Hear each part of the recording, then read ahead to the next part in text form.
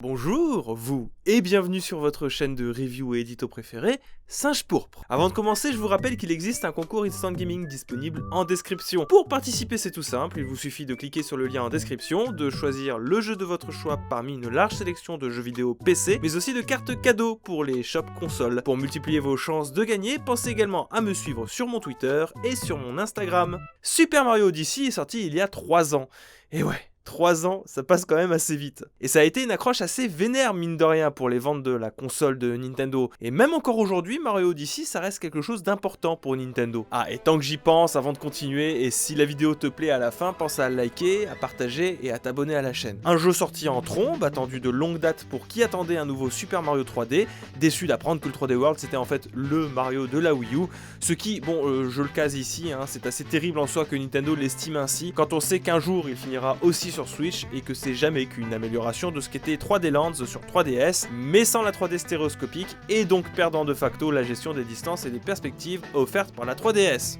On pourrait en reparler un jour. Je m'égare, mais fallait que ça sorte. La Wii U, c'est une très bonne console qui fondamentalement a souffert de la com un petit peu foireuse de Nintendo. Et je trouve ça triste qu'on essaye à ce point de la mettre sous le tapis en mode c'était un projet foireux de Switch Beta. Si Super Mario Odyssey a été extrêmement bien reçu, tant par la presse que par les joueurs, je sais que Metacritic vaut ce qu'il vaut, mais il reste un indicateur assez intéressant, et si ce dernier continue à bien se vendre, plaçant le titre dans le top 10 des meilleures ventes Switch avec un peu plus de 18 millions de jeux vendus quand même, reste que de nombreuses critiques ont été faites à son égard à sa sortie, et même encore maintenant en fait.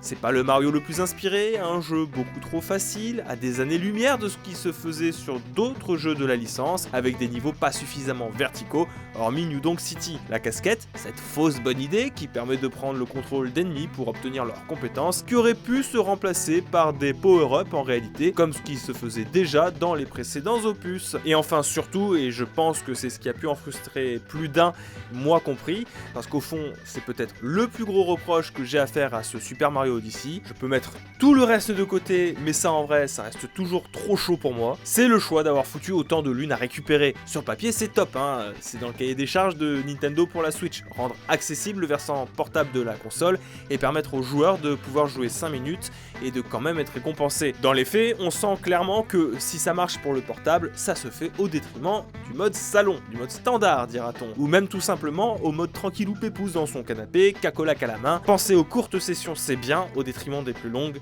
je dis pas 3-4 heures, mais tout juste 30 à 60 minutes, et bah c'était quand même pas cool de la part de Nintendo. Ces lunes, c'est vraiment devenu un enfer et finalement c'est un porte-étendard de beaucoup de frustration autour de Super Mario Odyssey. Cela dit, je suis pas là pour trifouiller le caca, il y en a d'autres qui l'ont déjà fait avant moi et je l'ai même moi-même fait sur la chaîne Iconoclast. Moi ce que j'avais envie de vous dire c'était surtout pourquoi est-ce que j'en suis déjà à avoir terminé le jeu 3 fois. Je m'y remets régulièrement et j'adore jouer à Super Mario Odyssey et je peux même vous le dire haut et fort, voilà, Super Mario Odyssey, il se place dans mon cercle très fermé de mes Mario préférés. Voyons voir ensemble pourquoi est-ce que je l'aime tant, pourquoi est-ce que je pense que c'est un des Mario les plus importants de Nintendo, et pourquoi c'est important également de le considérer comme tel. Parce que des points positifs, il y en a quand même énormément, et des qui justement permettent d'effacer pas mal de points négatifs du jeu. J'aimerais dans un premier temps revenir sur le souci posé par la casquette. Alors j'étais dans le camp de ceux qui trouvaient effectivement cette feature de gameplay assez inutile, dans le sens où les power-ups sont présents ici dans l'histoire des Mario, depuis toujours, et qu'on aurait pu tout aussi bien réintégrer cette notion de power-up ici aussi. Bon, déjà le premier point, après coup, les power-up dans les Mario 3D c'est pas une constance.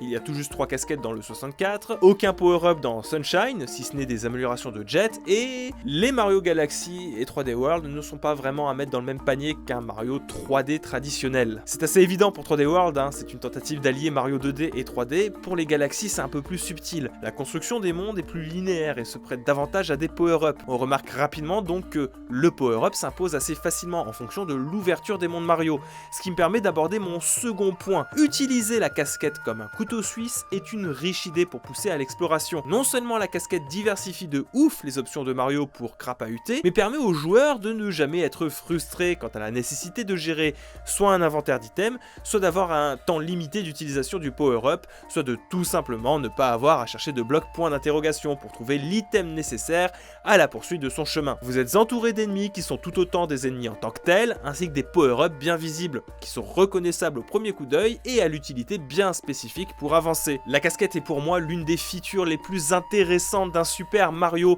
et qui répond de manière bien spécifique et bien précise à différents besoins pour de l'exploration, pour du gameplay, pour du jeu. Le double tranchant de tout ça, c'est qu'avoir un Mario aussi maniable nous confronte à une certaine facilité du jeu. C'est vrai que c'est parfois un peu dommage de savoir ce Mario si facile, d'arriver sans effort à résoudre des énigmes ou à battre des boss.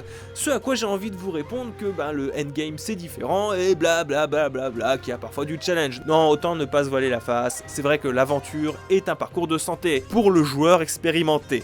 Mario ne sait jamais, et je dis bien jamais aussi bien contrôlé qu'ici.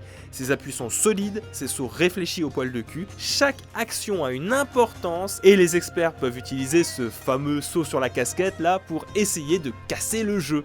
Je pense fondamentalement que oui, Nintendo évidemment réfléchit à son grand public, ce qui rend le tout globalement plus facile. Cela dit, mettez Mario Odyssey dans les mains d'un enfant et je pense qu'il va tout autant galérer que moi à 8 ans sur Mario 64. On a aussi à prendre en compte qu'en tant que joueur Nintendo, fondamentalement, contrôler Mario se fait de manière assez similaire d'un opus à l'autre, qu'on garde des réflexes et des habitudes qu'on va pouvoir retrouver d'un opus à l'autre. Rendre l'expérience plateforme moins frustrante parce que les contrôles de Mario frôlent la perfection et ont beaucoup évolué d'un épisode à l'autre en bien, n'a pas arrangé je pense non plus. En gros pour moi faut s'y faire et si vraiment vous êtes frustré de ne pas voir Nintendo s'amuser avec le gameplay de son Mario, tournez-vous vers les mods. Alors je sais c'est pas très réglo de vous raconter ça, mais avez-vous entendu parler de Super Mario Odyssey en mode Superstar? Personnellement je le fuis comme la peste, tellement c'est dur. Mais je sais que certains d'entre vous sont friands de ce genre d'expérience.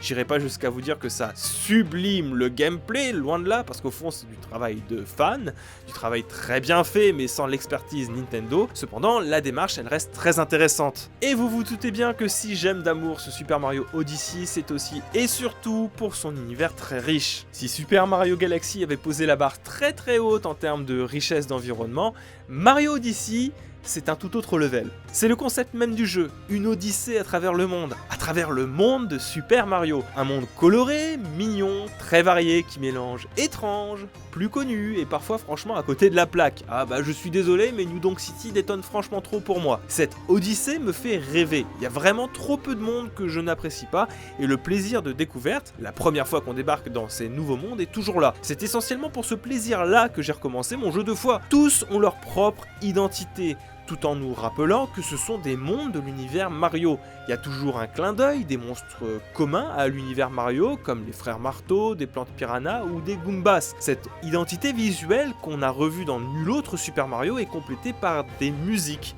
De superbes musiques, très adaptées au monde qu'elles soulignent et sont toujours très raccords avec l'identité visuelle du monde dans lequel on est. En petit bonus, je pourrais même rajouter que la petite histoire de fond à base de Bowser qui veut se marier est plutôt sympatoche, une sorte de gros big up aux fans de Mario nourri jusque-là aux sous-entendus et aux théories les plus folles. Et c'est donc pour ça que j'aime Super Mario Odyssey. Et qu'après 3 ans, je l'aime encore un peu plus fort. Un brin de nostalgie dans un océan de nouveautés. Un Mario qui ne s'est jamais aussi bien contrôlé, si agréable à prendre en main, le tout pour une expérience juste unique. C'est dommage encore une fois pour ces lunes, surtout qu'on aurait pu éviter le problème, peut-être en offrant d'autres catégories de collectibles ou de petits défis autres, récompensés différemment.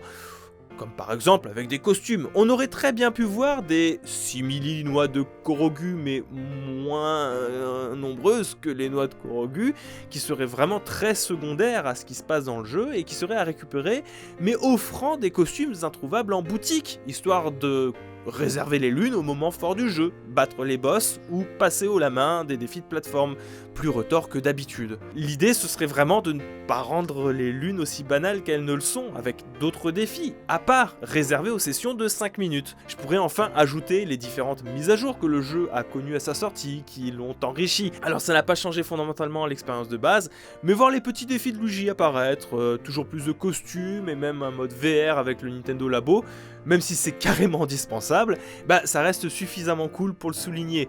Rejouez à Super Mario Odyssey, et vous verrez, c'est un excellent jeu. Et merci d'avoir suivi cette vidéo jusqu'au bout. Si la vidéo vous a plu, pensez évidemment, et je le rappelle à nouveau, à liker, à vous abonner et à partager la vidéo. Dites-moi en commentaire si cette petite expérience de reparler de jeux un petit peu à froid, pour voir si certaines expériences deviennent plus intéressantes avec le temps, histoire de vraiment prendre du recul sur certaines œuvres, et c'est un exercice qui vous intéresse. Donc n'hésitez pas à commenter tout ça. C'était Ico sur Singe Pourpre, je vous fais des gros bisous, ciao!